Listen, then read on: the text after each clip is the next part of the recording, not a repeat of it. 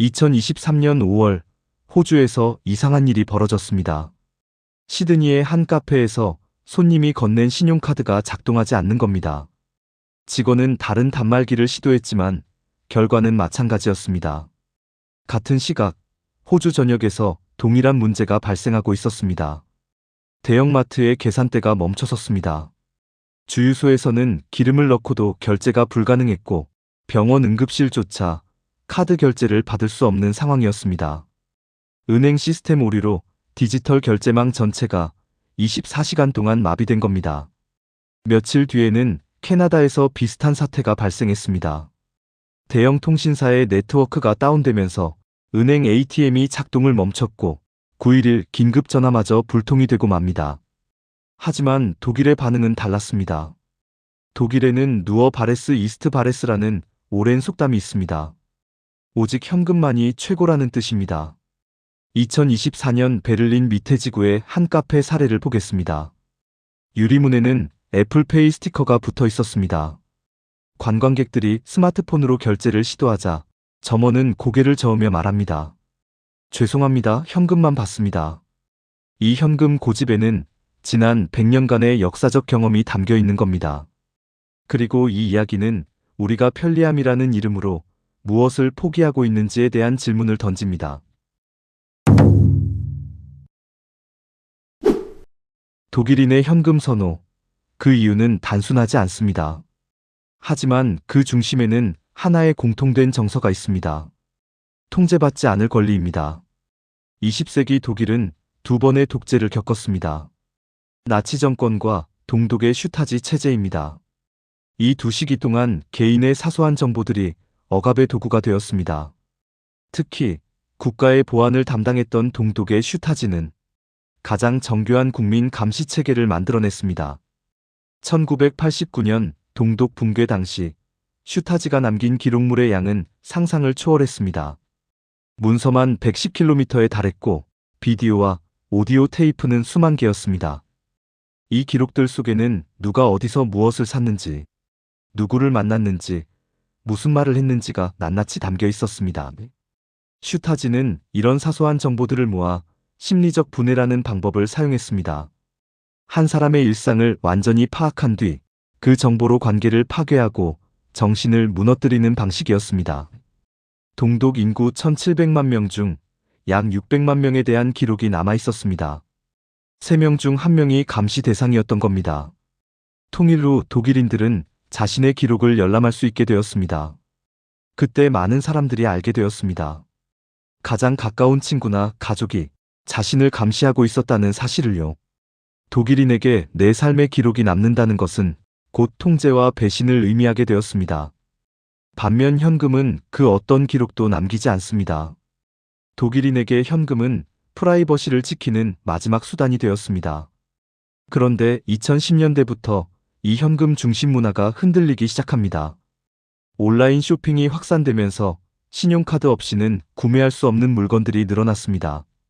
아마존, 잘란도 같은 온라인 플랫폼은 현금을 받지 않았습니다. 젊은 세대와 기성세대 사이에 균열이 생기게 됩니다. 하지만 오프라인 매장에서는 여전히 현금을 고집했습니다. 신용카드 수수료가 높았고 독일 특유의 직불카드인 지로카드만을 받는 곳이 많았습니다. 외국인 관광객들은 당황했지만 독일 상인들은 기존 방식을 유지했습니다. 그러던 2020년 예상치 못한 변화가 찾아왔습니다. 바로 코로나19입니다. 프라이버시라는 가치보다 위생과 안전이 더 시급한 문제가 되었습니다. 사람들은 지폐와 동전을 만지는 것을 꺼리기 시작했습니다. 현금이 바이러스를 옮길 수 있다는 우려가 확산되었습니다. 독일 전역의 상점에 카드로 결제해주세요라는 안내문이 붙기 시작했습니다. 100년을 지켜온 원칙이 흔들리는 순간이었습니다. 독일 중앙은행 분데스방크의 자료에 따르면 이 시기를 기점으로 비접촉식 카드 결제 사용량이 급증했습니다.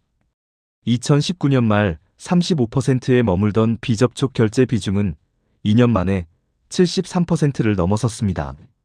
비슷한 일은 한국에서도 있었습니다. 2022년 10월 15일 카카오 데이터 센터에 화재가 발생했습니다. 카카오톡이 멈췄고 카카오페이도 작동하지 않았습니다. 편의점 앞에서 현금이 없어 발을 돌린 사람들이 있었습니다. 택시비를 내지 못해 난처해진 승객들도 있었습니다. 병원에서조차 수납이 지연되었습니다. 그날 우리는 알게 되었습니다. 디지털 시스템 하나가 멈추면 일상 전체가 멈출 수 있다는 것을요. 그런데 여기서 이상한 패턴이 발견됩니다. 독일인들은 카드를 쓰기 시작했지만 완전히 카드로 넘어간 건 아니었습니다. 마트에서 50유로짜리 장을 볼 때는 카드를 꺼냈습니다. 하지만 아침 빵집에서 2유로짜리 프레첼을 살 때는 여전히 동전을 건넸습니다. 큰 돈은 카드로, 작은 돈은 현금으로. 왜 독일인은 이렇게 이중적인 태도를 보이는 걸까요? 그 답은 독일의 결제 통계 속에 숨어 있었습니다. 큰 금액 지출을 보면 이미 카드가 현금을 앞질렀습니다. 전체 금액의 60% 이상이 카드로 결제되고 있습니다. 하지만 결제 횟수를 보면 이야기가 달라집니다. 일상에서의 빵이나 커피 같은 작은 지출은 여전히 현금이 절반 이상을 차지하는 겁니다. 이것은 공포의 대상이 바뀌었음을 보여주는 현상입니다. 과거에는 비밀 경찰이 나를 감시하고 정치적으로 통제할까봐 현금을 썼습니다. 이제는 거대 IT 기업이 내 정보를 수집하고 조종할까봐 현금을 쓰고 있습니다. 문제는 이 공포가 디지털 시대에 되살아나고 있습니다. 지금은 기업들이 비슷한 방식으로 정보를 수집합니다. 언제, 어디서 무엇을 샀는지 이 모든 데이터가 알고리즘 안으로 들어갑니다. 그 알고리즘은 다음 선택을 예측하고 우리가 원할 만한 상품을 끊임없이 제시합니다.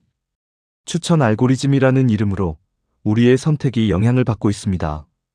감시의 주체만 바뀌었을 뿐 정보가 개인을 통제한다는 본질은 같습니다. 2024년 독일 연방데이터보호청은 한 보고서를 발표합니다. 독일 국민의 73%가 디지털 결제 기록이 기업에 의해 악용될 것을 우려한다는 내용이었습니다. 이것은 다른 유럽 국가들과 비교했을 때 압도적으로 높은 수치입니다. 독일인들이 현금 없는 사회를 단순한 편리함이 아닌 새로운 형태의 통제 수단으로 바라보는 이유가 여기에 있습니다. 현금은 더 이상 종이 조각이 아닙니다. 통제 가능한 삶에 맞서는 방어 수단입니다. 2024년 독일의 현금 거래는 여전히 절반을 넘었습니다. 같은 해 스웨덴과 네덜란드가 현금을 거의 쓰지 않을 때도 독일은 여전히 절반 이상을 현금으로 지켰습니다. 그렇지만 전 세계는 현금 없는 사회를 향해 빠르게 움직이고 있습니다. 하지만 독일은 여전히 멈춰 서 있습니다. 2025년 독일인들은 여전히 지갑에 현금을 넣고 다닙니다. 불편함을 감수하면서요. 그들이 지키려는 것은 현금이 아닙니다. 30년 전 슈타지 기록 보관소가 열렸을 때 독일인들은 자신의 파일을 마주했습니다. 그 순간 그들은 맹세했습니다. 다시는 내 삶이 누군가의 파일이 되지 않게 하겠다. 우리는 그런 경험이 없습니다. 그래서 우리는 편리함을 선택할 수 있습니다. 편리함과 프라이버시 사이 어디에 균형을 둘 것인가는 각자의 선택입니다. 다만 독일인들은 우리에게 이것만은 말하고 있습니다. 그들은 선택했습니다. 우리는 아직 선택하지 않았습니다. 아니, 선택할 기회조차 의식하지 못했을지도 모릅니다.